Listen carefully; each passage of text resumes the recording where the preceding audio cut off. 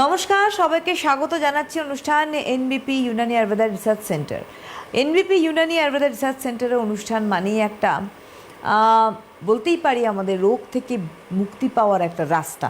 এনবিপি Unani Ayurveda research centre, যেখানে আমরা বিভিন্ন জটিল রোগ নিয়ে আলোচনা করে থাকি এবং শুধু আলোচনা নয়, সেই সমস্ত রোগ থেকে মুক্তির রাস্তা এনবিপির হাত ধরে, আয়ুর্বেদ চিকিৎসার হাত ধরে কীভাবে মানুষ পাচ্ছেন এবং উইদাউট পেনকিলার, উইদাউট স্টেরয়েডে মানুষ কী করে সুস্থ হচ্ছেন, তার একটা বার্তা কিন্তু বলতে পারি এই অনুষ্ঠান।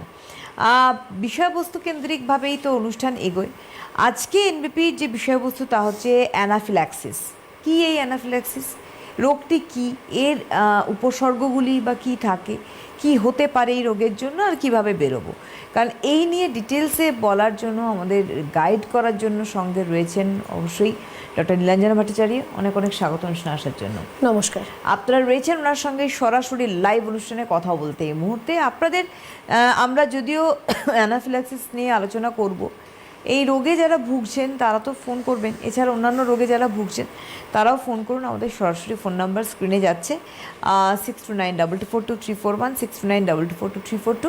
এই দুটি ফোন নাম্বারে ফোন করুন আপনাদের প্রশ্ন এবং আপনাদের জিজ্ঞাসা নিয়ে। সবার আগে চলে যাবো ডক্টর ভট্টাচার্যের কাছে। রোগটি কী?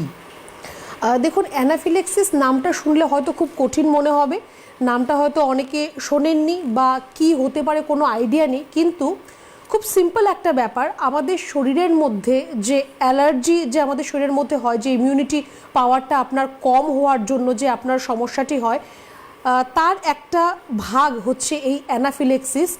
সাপোজ দেখবেন অনেকেরই না কোনো স্পেশাল খাবার থেকে, কোনো ডিফারেন্ট একটা কোনো খাবার যেটা কিনা হয়তো আপনার কোনো সমস্যা হচ্ছে না, কিন্তু যার এর থেকে অ্যালার্জি রয়েছে সে যখন খাচ্ছে বা সেটা যদি সে ব্যবহার করছে, হঠাৎ করেই খুব শ্বাসকষ্ট শুরু হয়ে গেল, বা গা হাত পা হয়তো মুখ ফুলে যাচ্ছে, র্যাশেস হচ্ছে, লাল লাল দাগ হয়ে যাচ্ছে।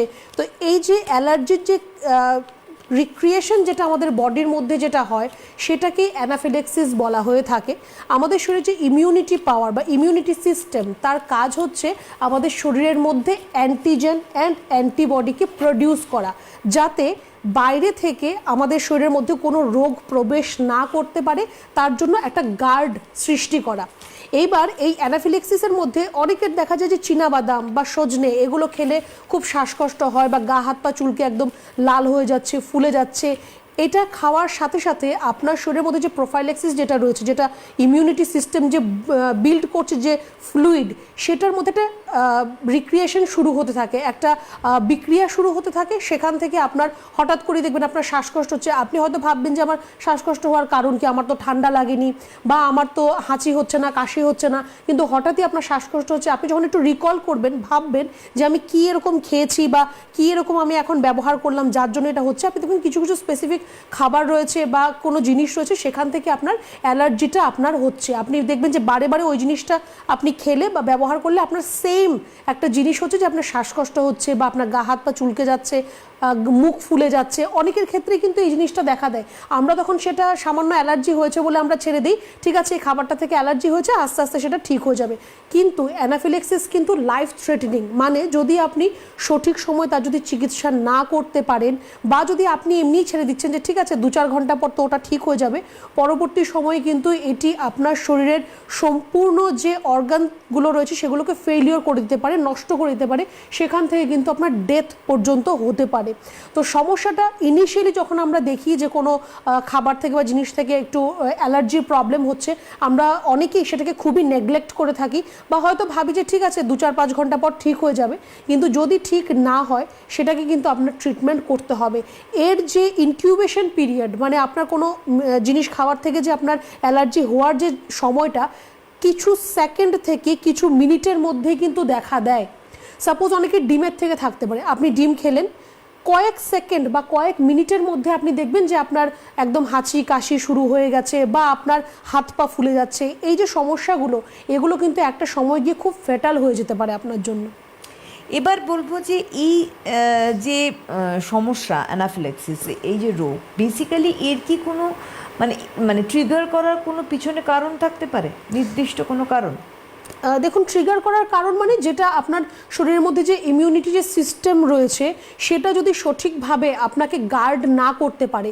ইমিউনিটি সিস্টেম তার কাজ হচ্ছে আপনার শরীরকে বাইরে যতগুলো আপনার রোগ ব্যাধি যা রয়েছে তার থেকে গার্ড করা। এবার সব রোগকে তো অবশ্যই গার্ড করতে পারবে না, কিছু না কিছু রোগ হয়তো আপনার গার্ড হচ্ছে, কিছু না কিছু কিন্তু আপনার মধ্যে চলেই আসতে পারে। কোভিডের সময় এমন নয় যে ইন্ডিয়ার প্রত্যেকটা লোক কোভিডে আক্রান্ত হয়েছে বা বিশ্বের সবাই আক্রান্ত হয়েছে, এমন হয়তো হয়নি। এক দুজন হয়তো তার মধ্যে ভালোও রয়েছেন। কেন? কারণ তাদের ইমিউনিটি পাওয়ার বা ইমিউনিটি সিস্টেম তাদের বেটার রয়েছে। বা এই যে এখন নিপা ভাইরাস নিয়ে এত আমরা এখন নিউজ দেখছি, প্রত্যেকে যে আক্রান্ত সেরকম কিন্তু নয়। যাদের ইমিউনিটি পাওয়ারটা খুবই লো, যে রোগ প্রতিরোধ করার তাদের ক্ষমতা নেই, যে বাইরে থেকে কোনো একটা অ্যান্টিবডি আসছে সে তাকে প্রোটেস্ট করতে পারছে না, সেখানেই কিন্তু তাদেরই কিন্তু এই সমস্যাগুলো বেশি দেখা যায়। একদম। হ্যালো, হ্যালো, নমস্কার, কে বলছেন? আমি সিউড়ি থেকে বলছি। কে বলছেন? অঞ্জলি কেশরী। বলুন।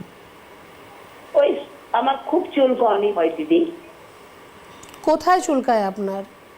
ওই গায়ে হয়, আচ্ছা পায়ে হয়, কবি পিঠে হয়, আচ্ছা। মানে একটুখানি মানে নখে দাগ লেগে যায়। আচ্ছা, তো এটা কতদিন ধরে আছে আপনার? বেশ অনেক দিন সে আছে দিদি, ওই 10-15 বছর সে আছে। তো তার কোনো আপনি পরীক্ষা কিছু করিয়েছেন, কোনো রিপোর্ট কিছু করিয়েছেন? না, এমনি আমি ডাক্তার দেখিয়েছিলাম কপিল দেবকে, তো দওয়াই দিয়েছিল, কম হয়ে গেছিল। আচ্ছা ওই দওয়াই তো পাওয়া যাচ্ছে না, ফির একটু চুলকায়। আচ্ছা, তো কোনো রিপোর্ট কিছু হয়নি আপনার? কোনো রক্ত পরীক্ষা কিছু হয়নি, তাই তো? না, আমি কিছু পরীক্ষা করি না দিদি। বেশ বেশ, দেখুন প্রথমত তো আপনাকে বলবো যে আপনাকে একটা রক্ত পরীক্ষা করতে হবে, একটা ব্লাড টেস্ট রিপোর্ট আপনাকে করতে হবে। আপনার শরীরের মধ্যে আইজিই এর মাত্রা কতটা রয়েছে, মানে অ্যালার্জির মাত্রা কতটা রয়েছে সেটা আগে ডিটেক্ট করতে হবে। নয়তো সারা জীবন আপনি চুলকে যাবেন, সারা জীবন ওষুধ খেয়ে যাবেন, ওষুধ খাবেন ভালো হবেন, ওষুধ বন্ধ করবেন আবার আগের জায়গায় চলে আসবেন। তো এটা তো আপনার লাইফস্টাইল হতে পারে না, সারা জীবন তো আর এইভাবে আপনি বাঁচবেন না। তার একটা তো প্রপার সলিউশনের দরকার। সলিউশন তখনই হবে যখন আপনি জানতে পারবেন যে আপনার শরীরে অ্যালার্জির মাত্রাটা কতটা কি রয়েছে। খেয়াল রাখবেন যে কোন জিনিস থেকে আপনার অ্যালার্জিটা বাড়ছে, ট্রিগার করছে, কোন খাবার বা কোন জিনিস থেকে আপনার অ্যালার্জিটা বাড়ছে সেটাকে টোটালি স্টপ করে দিতে হবে। যত তাড়াতাড়ি সম্ভব আমি আপনাকে বলবো রক্ত পরীক্ষাটা করান, অ্যালার্জি রিপোর্টটা করান। রিপোর্টটা করে তারপর একটুখানি হেল্পলাইন নাম্বারে ফোন করে যোগাযোগ করুন যে কোন চেম্বার আপনার বাড়ির কাছাকাছি আমাদের রয়েছে, সেখানে এসে একটু দেখা করবেন। আজকে আপনি যেরকম ফোন করে আপনি জানালেন যে আপনি কীরকম কষ্ট পাচ্ছেন অনেক দিন ধরে এই সমস্যায়, সেরকম আবার ফোন করে জানাবেন যে এখন কতটা আপনি ভালো আছেন। একদম। হ্যালো, হ্যালো, হ্যাঁ নমস্কার, কে বলছেন? কেটে গেছে ফোনটা। এনিওয়ে, আমরা ফিরবো আলোচনাতে আবার। দেখুন, আর এই যে সমস্যাটি এটা কিন্তু অনেকেই ভাবতে পারে যে হয়তো বাচ্চাদের মধ্যে বেশি হতে পারে, বা যারা বাইরে কাজকর্ম করছে বাইরে বেরোচ্ছে তাদের ক্ষেত্রে বেশি হতে পারে। সেটা কিন্তু একদমই নয়। ইমিউনিটি প্রত্যেকের আমাদের শরীরে রয়েছে, কারোর কম কারোর বেশি। তো সেখান থেকে এই সমস্যাটি বাচ্চাদেরও হতে পারে, আপনার মিডল এজেও হতে পারে, আপনার ওল্ড এজেও হতে পারে। তার জন্য আপনার ইমিউনিটি পাওয়ারকে, প্রত্যেকের ইমিউনিটি পাওয়ারকে বুস্ট আপ করতে হবে। বা যাদের ইমিউনিটি পাওয়ার খুব বেশি বা ভালো, যে এত রোগ চারিপাশে হচ্ছে তাও কখনো আক্রান্ত হয়নি, বেশ ভালোই কাটছে, তাদের জন্য বলবো সেটাকে আপনার প্রোটেক্ট করে রাখতে হবে। আপনার ইমিউনিটি পাওয়ার বেশি বলে আপনি যে সবসময় সেটা সেম থাকবে সেটা একদমই নয়, সেটাকে প্রোটেক্ট করে রাখতে হবে। বিশাল কিছু আপনাকে করতে হবে না, কোনো মেডিকেশন সাপ্লিমেন্ট কোনো কিছু করার আপনার কোনো দরকার নেই। শুধুমাত্র আপনি আপনার প্রত্যেক দিনের যে আপনার লাইফস্টাইল রয়েছে তার মধ্যে আপনি অ্যাড করবেন, প্রত্যেক দিন একটু যোগা করুন, একটু প্রাণায়াম করুন, প্রত্যেক দিন কিছু তুলসী পাতা সকালে ঘুম থেকে উঠে খালি পেটে সেটা আপনি চিবিয়ে খান, কাঁচা হলুদ আপনি সেটা খেতে পারেন। প্রকৃতির সাথে আপনাকে মিশে থাকতে হবে। প্রকৃতির থেকে যদি দূরে চলে যান, বাইরে চলে যান, তাহলে এই যে এতগুলো রোগ শোক সব তো আমাদের জন্যই হচ্ছে, তো এগুলো কিন্তু আপনাকে একদমই ছাড়বে না। তো প্রকৃতির কাছাকাছি আমাদের থাকতে হবে। একদম। হ্যালো, হ্যাঁ হ্যালো, নমস্কার, কে বলছেন? আমি হুগলি পূর্ণিমা গুপ্তা। হ্যাঁ, হুগলি থেকে। পূর্ণিমা গুপ্তা বলছি। আচ্ছা, বয়স? বয়স আমার 35। বলুন। আমি যদি চাই, মানে যে কোনো প্রবলেমের জন্য আমার মুখ খুলে যায়, আর মুখে ঝিমঝিম করে খুলে যায় আর ফুট হবে, তাহলে এরকম কি করবো? কিভাবে আপনার মুখটা ফুলে যায় আমি ঠিক বুঝতে পারলাম না। মানে পেট তো আমার খুলে তারপরে আমার যে ব্যথা। এক মিনিট আপনি কি মোবাইলে কথা বলছেন? হ্যাঁ, মোবাইলে কথা হ্যাঁ, বলছি। আপনি একটু নেটওয়ার্ক এরিয়ায় যান, খোলা জায়গায় বারান্দায় যান, নাহলে আমরা কথা শুনতে পাচ্ছি না, কল ড্রপ করছে আপনার। আপনি কথা বলতে বলতেই যান, আমি বুঝতে পারবো আমরা যে আপনার ক্লিয়ার এসছে কিনা নেটওয়ার্ক। হ্যাঁ বলুন, কি সমস্যা হচ্ছে আরেকবার বলুন। আমার পেট যেমন হয়, না। পেটটা কিন্তু মুখ না দিন দিন হয়ে গেলে নাথিং, হয় না, কিচ্ছু শোনা যাচ্ছে না, সেই জন্য বললাম যে এইটা কেন কিচ্ছু শোনা যাচ্ছে না, কিচ্ছু না, nothing, not a single word. কোনোভাবে নেটওয়ার্কে খুবই প্রবলেম হচ্ছে, আমরা শুনতে পেলাম না। পূর্ণিমা দেবী আপনি ফোন করেছিলেন, আমার মনে হয় একটু আপনি হেল্পলাইনে যোগাযোগ করে নিলে ভালো হয়, এনবিপি। হ্যালো, হ্যালো, নমস্কার, কে বলছেন? আমি সুলেখা বিবি বলছি বহরমপুর থেকে। হ্যাঁ বলুন। আমার কোমরে ব্যথা আর হচ্ছে প্রচন্ড গ্যাস, আমার পেট ফুলে যায়, কিছু খেতে পারিনি, আর গ্যাসটা যেন ওপর দিকে উঠে যায়, এরকম হচ্ছে। আচ্ছা, তো কোমরে ব্যথা যে আপনি এক্সরে রিপোর্ট করিয়েছেন কোমরে? না রে, ওই এক্স রিপোর্টটা করায়নি, কিন্তু রক্ত পরীক্ষা করি, ডাক্তারে বলেছে বি ভিটামিন কম আছে, এটা আচ্ছা। বলেছে। আচ্ছা কিন্তু ওষুধ খাচ্ছি অ্যালোপ্যাথি, কিছুতে ভালো হচ্ছে না। আচ্ছা, সমস্যাটা কতদিন ধরে হচ্ছে আপনার? তা 3 বছর আছে এরকম। আচ্ছা, তো 3 বছর ধরে আপনার একটা সমস্যা রয়েছে, শুধুমাত্র ব্লাড টেস্ট করে সেই সমস্যার সমাধান কোনোদিনই হবে না। ভিটামিন ডি কম রয়েছে বা আপনার B12-এর ঘাটতি রয়েছে, তার জন্য তো অবশ্যই আপনার ব্যথা হতে পারে, কিন্তু আপনার যে মেইনলি কোমরের সমস্যা হচ্ছে তার জন্য মা আপনাকে একটা কোমরের ছবি করতে হবে, কোমরের এক্সরে করতে হবে। একটা এক্সরে রিপোর্ট করান, খুব বড় কিছু নয়, একটা কোমরের এক্সরে রিপোর্ট করুন, তাহলে আপনি বুঝতে পারবেন যে ওই জায়গায় আপনার হাড় ক্ষয় পাচ্ছে না আপনার নার্ভের সমস্যা হচ্ছে। আপনার ব্যথা হচ্ছে, আপনি হয়তো ব্যথার ওষুধ খাবেন, ব্যথাটা আপনার কমে যাবে, আপনি একটু রিলিফ ফিল করবেন, কিন্তু সেটা কিন্তু আবার আপনার ঘুরে ঘুরে আসবে যদি আপনার এক্স্যাক্ট যে সমস্যা তার যদি সমাধান না হয়। ভিটামিন ডি শরীরে যদি কম থাকে, গায়ে আপনি রোদ লাগান, কিন্তু সেটা আপনি দুপুর 12টার আগে যে রোদটা রয়েছে সেই রোদটা আপনি গায়ে লাগাবেন, তারপরের রোদটা আমাদের শরীরে কোনো প্রয়োজন নেই। যদি আপনার ভিটামিন B12-এর মাত্রা যদি আপনার শরীরে কম আছে, তাহলে আপনি সবুজ শাকসবজি বেশি করে খাবেন, সেখান থেকে আপনার ভিটামিন B12-এর ঘাটতি পূরণ হবে। এটা হচ্ছে আপনার একটা সমস্যা। দ্বিতীয় সমস্যা আপনি যেটা বললেন যে আপনার খাবার রুচি নেই বা আপনার পেট ফেঁপে থাকে, গ্যাস অম্বলের সমস্যা রয়েছে, এখন থেকেই আপনি শুরু করুন ঈষদুষ্ণ গরম জল খাওয়া। এক্ষুনি আপনি 1 গ্লাস গরম জল নিন, তার মধ্যে সামান্য একটু বিট নুন দিন, দিয়ে আপনি সেই জলটা খান। প্রত্যেক দিন দুপুরে আর রাতে খাবার খাওয়ার পর 1 গ্লাস গরম জল একটু বিট নুন দিয়ে খাবেন। বাকি যে সারাদিন আপনি জলটা খাচ্ছেন, একটু ঈষদুষ্ণ গরম জল খাওয়া শুরু করুন। অনেকটা আপনি আপনার এই গ্যাস অম্বলের সমস্যা থেকে আপনি আরাম পাবেন। আর তারপর যদি আপনার পেটটা পরিষ্কার হয় ঠিকঠাকভাবে, খাবার রুচিটা আপনার এমনিতেই চলে আসবে। এইটা আপনি আগে এখন করা শুরু করুন, এক্সরে রিপোর্টটা করান। তারপর আপনি যদি মনে করেন যে না আপনি একটু সঠিকভাবে সঠিক জায়গায় চিকিৎসা করতে চান, একটু হেল্পলাইন নাম্বারে ফোন করে যোগাযোগ করবেন। এবার আমি একটুখানি বলে দেবো হেল্পলাইন নাম্বারের কথা, 9830235527 এবং 9830235537, এই দুটি হেল্পলাইন রয়েছে। এনবিপি হেড অফিস মধ্যমগ্রামে, অবশ্যই আপনারা জানেন, কলকাতার মধ্যে হাতিবাগান, ল্যান্সডাউন, আমতলা, খিদিরপুরে চেম্বার রয়েছে। এছাড়া হাওড়ায় চেম্বার রয়েছে, শিবপুর, বাল্টিকুড়ি বাজার, দুটি জায়গায় চেম্বার রয়েছে, বেলুড়ে চেম্বার রয়েছে, আপনারা যোগাযোগ করতে পারেন। আর বাইরের যে কয়েকটি চেম্বার্সে efficient doctors team of NBP পৌঁছে যান আপনাদের কাছাকাছি, সে অ্যানাউন্সমেন্টটা আমি অবশ্যই করব। 22 জানুয়ারি বনগাঁতে চেম্বার ডক্টর এস ভাদুরী থাকছেন। 24 জানুয়ারি শিলিগুড়িতে থাকছেন ডক্টর বি শর্মা নিজে। 24 জানুয়ারি খড়গপুর চেম্বার করছেন ডক্টর এন ভট্টাচার্য। 24 জানুয়ারি বহরমপুর চেম্বার করছেন ডক্টর এ হালদার। 25 জানুয়ারি আলিপুরদুয়ারে থাকছেন ডক্টর বি শর্মা নিজে। 25 জানুয়ারি গঙ্গারামপুর চেম্বার করছেন ডক্টর এস ঘোষাল। 25 জানুয়ারি কৃষ্ণনগর চেম্বার করছেন ডক্টর এ হালদার। 25 জানুয়ারি জামশেদপুর চেম্বার করছেন ডক্টর এস ভাদুরী। 27 জানুয়ারি হেরিয়াতে চেম্বার করছেন ডক্টর বি শর্মা। 28 জানুয়ারি 28 জানুয়ারি মেচেদাতেও চেম্বার করছেন ডক্টর বি শর্মা। 30 জানুয়ারি 30 জানুয়ারি ক্যানিংয়ে থাকছেন doctor S Bhaduri. 31 January Bardhaman chamber করছেন ডক্টর বি শর্মা। 31 জানুয়ারি মালদায় থাকছেন ডক্টর এস ঘোষাল। 31 জানুয়ারি বাঁকুড়ায় থাকছেন doctor A Haldar. 1 February Bolpur chamber করছেন ডক্টর এম ভট্টাচার্য। 1 ফেব্রুয়ারি দুর্গাপুরে চেম্বার করছেন doctor S Khan. 1 February Purulia chamber করছেন doctor A Haldar. 1 February Coochbehar chamber করছেন ডক্টর এস ঘোষাল। 2 ফেব্রুয়ারি ঝাড়গ্রামে চেম্বার করছেন doctor A Haldar. 7 February 7ই February Asansol chamber করছেন ডক্টর বি শর্মা নিজে। এই পরের দিন 8 ফেব্রুয়ারি 8ই ফেব্রুয়ারি কাকদ্বীপেও থাকছেন ডক্টর বি শর্মা।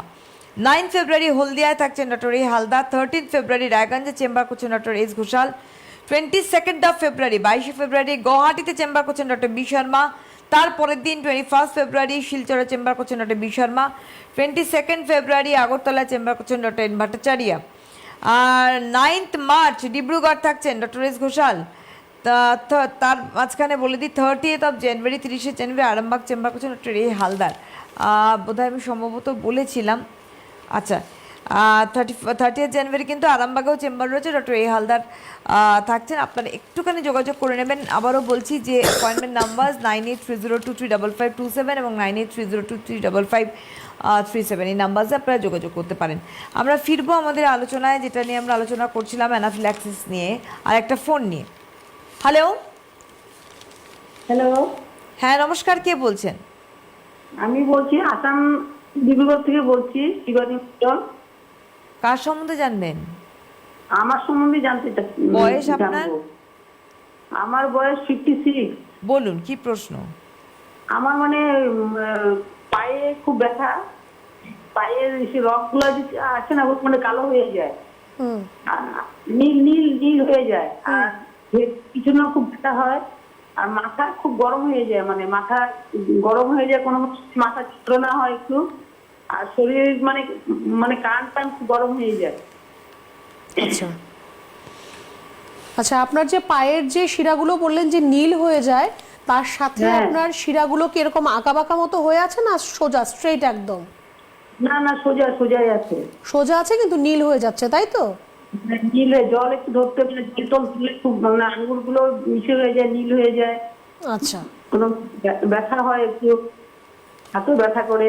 আচ্ছা, তারপরে ঘেটির পিছনে একটু ব্যথা হয়, মাথা যন্ত্রণা, মাথার পিছনটা খুব যন্ত্রণা হয়, ঘেটিটা খুব ব্যথা করে, এতে কোনো সময় মাথা একটু মানে গঠন হয়ে যায়।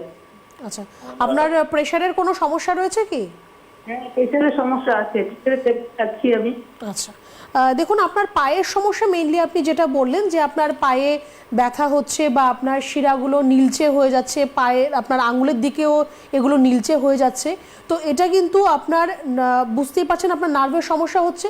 এইবার নার্ভের সমস্যার মধ্যে কি হচ্ছে সেটাও কিন্তু জানার প্রয়োজন রয়েছে।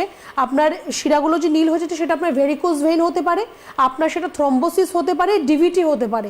এইবার সমস্যাটা এক্স্যাক্টলি কোথায় এবং কি সেটা বোঝার খুবই প্রয়োজন রয়েছে। যদি সম্ভব হয় আপনি একটা আপনার নার্ভের ইএমজি এনসিভি রিপোর্ট করবেন দুটো পায়ের, বা একটা ডপলার স্টাডি হয়, ডপলার স্টাডি আপনি করতে পারেন দুটো পায়ের, তাহলে আপনার নার্ভের মধ্যে যে দূষিত রক্ত যেটা ব্লু হয়ে যাচ্ছে মানে তার মধ্যে আপনার দূষিত রক্ত প্রবাহিত হচ্ছে, তো এই দূষিত রক্তটা আপনার কেন আপনার নার্ভের মধ্যে আসছে সেটা তাহলে রুল আউট হবে। এটা হচ্ছে প্রথম কথা।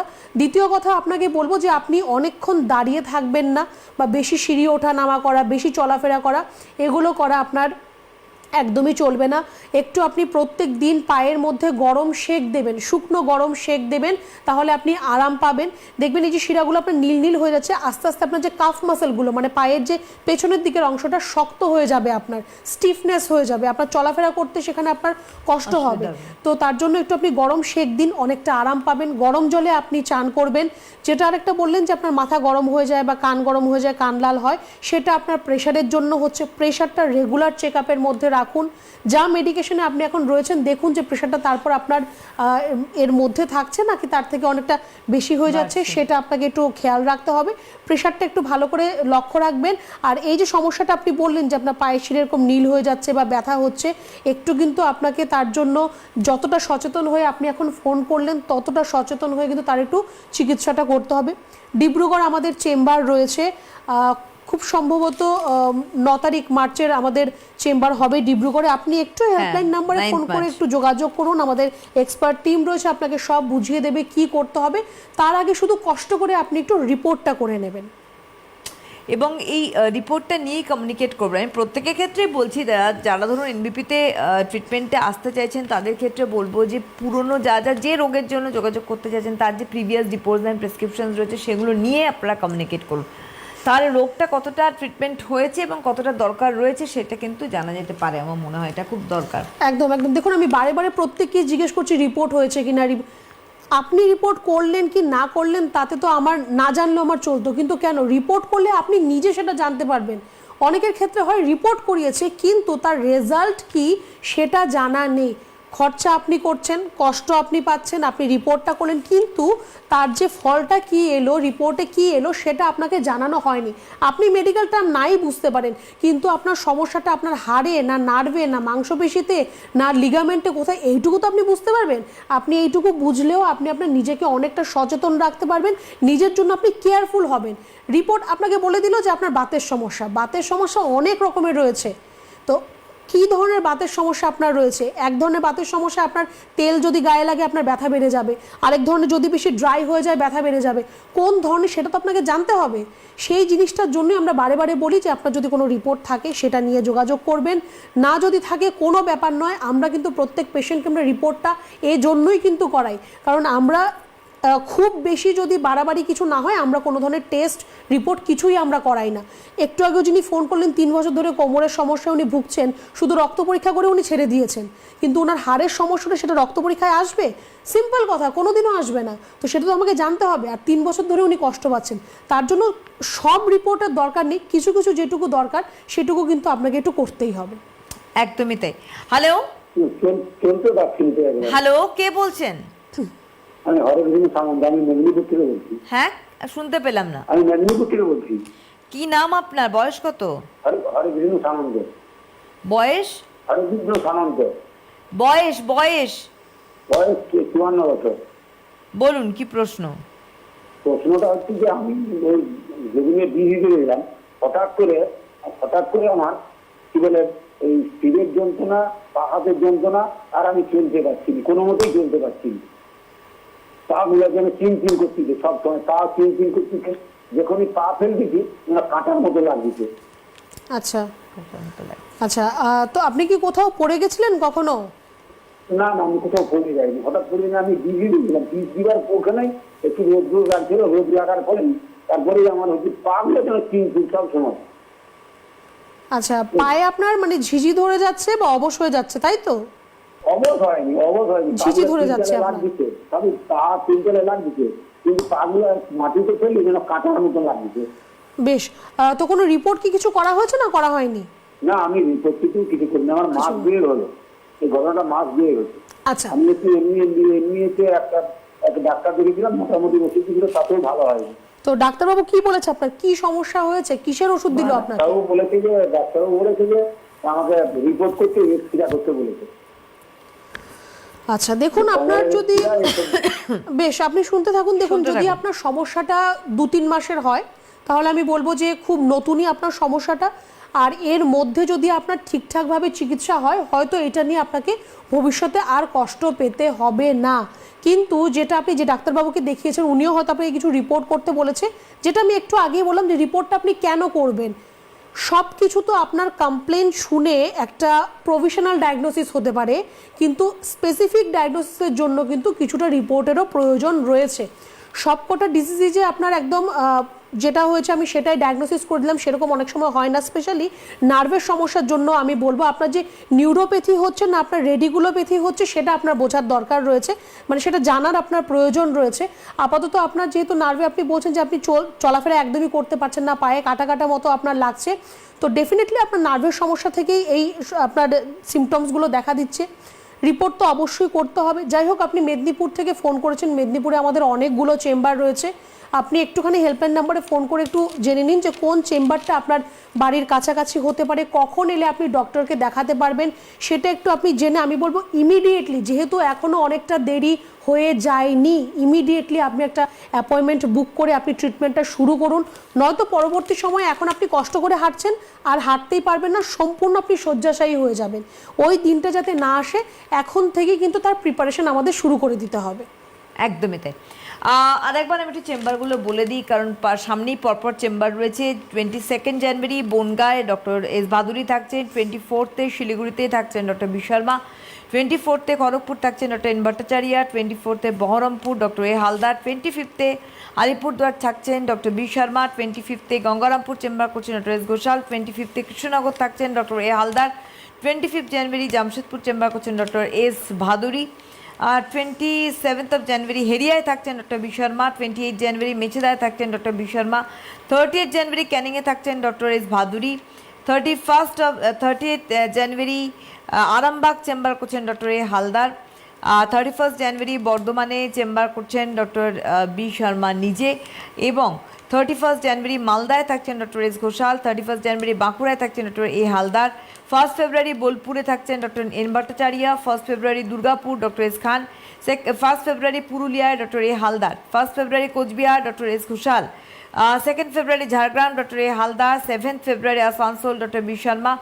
8 ফেব্রুয়ারি কাকদ্বীপে চেম্বার করছেন ডক্টর বি শর্মা, 9 ফেব্রুয়ারি হলদিয়া চেম্বার করছেন ডক্টর এ হালদার, 13 ফেব্রুয়ারি রায়গঞ্জে চেম্বার করছেন ডক্টর এস ঘোষাল, 22 ফেব্রুয়ারি গুয়াহাটিতে চেম্বার করছেন ডক্টর বি শর্মা নিজে, তারপরের দিন 21 ফেব্রুয়ারি শিলচর চেম্বার করছেন ডক্টর বি শর্মা, 22 ফেব্রুয়ারি আগরতলায় চেম্বার করছেন ডক্টর এন ভট্টাচার্য, 9 মার্চ ডিব্রুগড় থাকছেন ডক্টর এস ঘোষাল, এবং 30 মার্চ একটু আগেই বললাম 30 জানুয়ারি আরামবাগে চেম্বার করছেন ডক্টর এ হালদার। প্রত্যেকটি ক্ষেত্রে কিন্তু অবশ্যই অ্যাপয়েন্টমেন্ট মাস্ট, কারণ হেড অফিস মধ্যমগ্রাম, কলকাতা হাতিবাগান, ল্যান্সডাউন, আমতলা, খিদিরপুরে চেম্বার, হাওড়ায় শিবপুর, বালিটিকুড়ি বাজারে চেম্বার রয়েছে।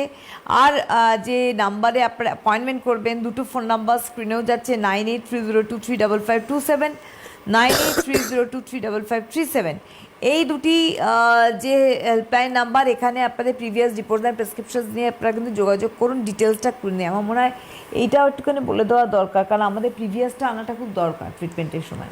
একদমই, কারণ দেখুন আমরা তো একদম ফ্রেশ পেশেন্ট খুবই কম পাই। তো আপনার কোথায় সমস্যা ছিল, যেমন কালকে আমি বর্ধমানে চেম্বার করেছি, একজন পেশেন্ট শুধু ডায়াবেটিসের সমস্যা ছিল, সেখান থেকে ওনার diabetic neuropathy, diabetic foot ulcer অবধি পৌঁছে গেছে সমস্যাটা।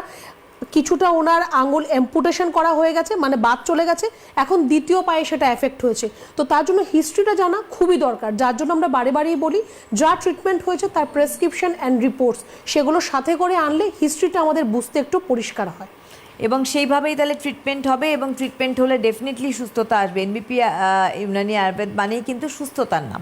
আজকের হাতে সময় নিয়ে আপনারা যোগাযোগ করতে থাকুন। অনেক অনেক ধন্যবাদ জানাবো ডক্টর ভট্টাচার্যকে, ধন্যবাদ আপনাদের জানাই, নমস্কার।